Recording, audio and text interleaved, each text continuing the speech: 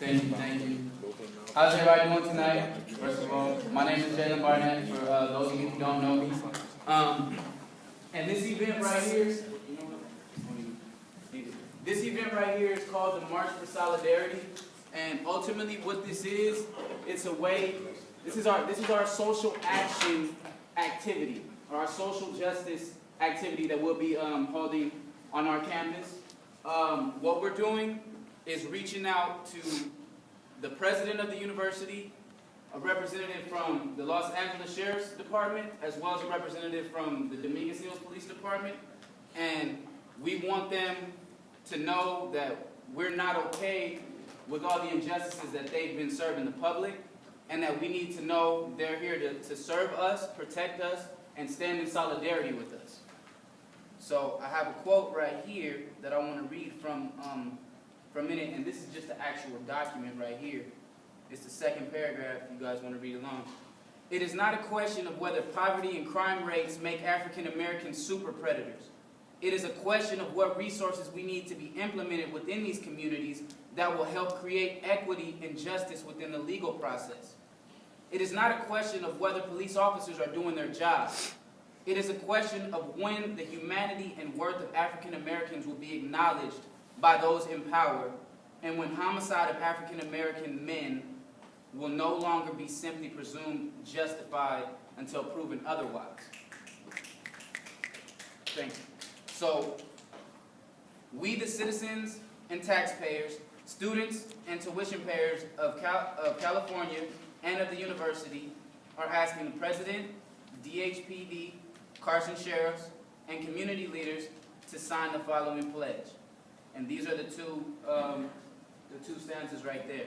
It says, we stand in solidarity with the citizens and taxpayers, students and tuition payers of California by objecting the unjust killings of unarmed civilians in California and by penalizing any police officer's excessive force, brutality, or murder to the highest extent throughout all police departments in the state of California. The second one is we are here to protect and serve the students. We will not tolerate police brutality, and we will march for solidarity with staff, students, and members of the community to uphold peace, justice, and most importantly, the highest moral code of ethics which their badge is sworn to represent. Now, this is just the first part of it. Okay, so that's the first part of it. The initial document is the document that will be signed by the president as well as these representatives, and that's kind of like that could be the ceremony. The actual the next piece is called CARP, or CARP, which is a Community Action Resolution Proposal. And then I'll just read the first statement. So, the objective is for students to become more connected and engaged in university policies while focusing on extended issues that affect all students at CSUDA. This gives students the platform to voice opinions and concerns they have regarding the university and propose ways in which student fees and tuition can be allocated to promote and ensure a safe and just academic environment for all students.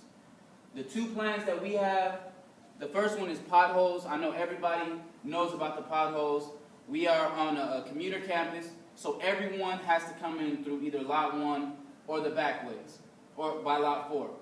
We are basically asking that a portion of the tuition and student fees be allocated to fixing this, because it's something that we all face. It's something that every student, regardless of color, race, gender, any of that, have to face. And the officers, they patrol Lot 1 effortlessly. It was just repaved about a year ago. They don't have that problem, you know what I mean? But the students, the taxpayers and the tuition payers, we have to go through this every day. People actually merge into the other lane to try to avoid these potholes, which is, you know what I mean, causing more problems, causing traffic delays and other problems on campus as well. And so that's the first proposal, that we get a portion of the tuition and student fees allocated toward fixing the potholes around campus, specifically Lot 1 and Lot 4. The second one is department representation. So what this one is focusing on is ensuring equal opportunities for all students in their educational endeavors. So we need equity as it relates to the ratio of counselors to professors per department in order to retain representation in three forms. Attain representation in three forms. These are the three. Every student has the same opportunity to be informed of graduation rates. Every student has the same opportunity to be informed of department updates and the overall accessibility, resources,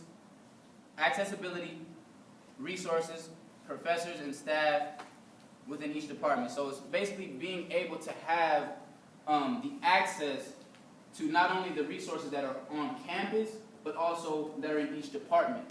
I don't know what a lot of your guys' majors are, but I'm an Africana Studies major and I'm a criminal justice minor. So I'm really familiar with LaCourte Hall as well as the NSM building, SBS as well. And those departments have a higher representation for the students, meaning they actually have counselors who are on duty, who have office hours, who tend to the students' needs as it relates to, classes and whatnot.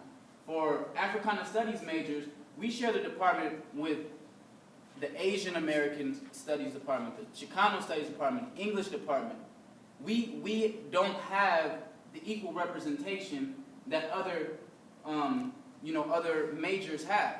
And that's not fair to students who are here dedicating their time and their resources to getting a good education, but they're not allowed to because the teacher is the one who's handing you your book, telling you to pick your classes, but then he's kind of rushing you at the same time because he has to be out to go teach a class in 5 minutes. So it's about being represented equally and getting our money, the tuition that we pay and the student fees that we pay for, getting it allocated in ways in which we can see the change that directly affect us. Not by ways that they say, oh, this will benefit them, this will help them.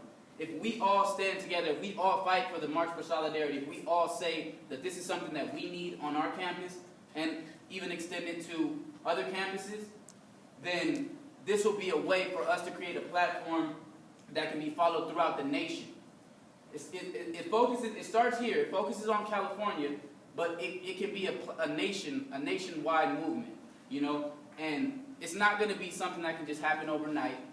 It's not something that can just, completely just be fixed that fast.